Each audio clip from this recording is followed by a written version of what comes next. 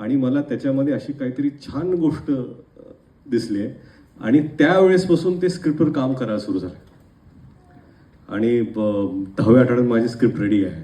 11व्या आठवड्यात ड्राफ्ट करतोय.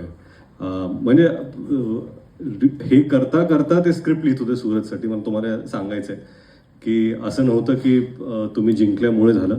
आणि त्यासाठी मला आठवतंय जेव्हा चित्रपट अनाऊन्स करायचा होता आणि दोन्ही जे फायनलिस्ट होते ते स्टेजवरती होते आणि केदार भाऊ म्हणाले की मला माहिती नाही कोण जिंकणार आहे, त्याच्या आधी मला अनाऊन्स करू द्या.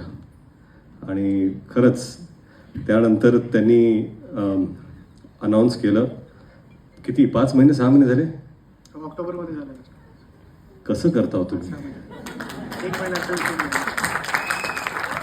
म्हणजे माझा वेगळाच प्रवास चालू आहे डिरेक्शनचा.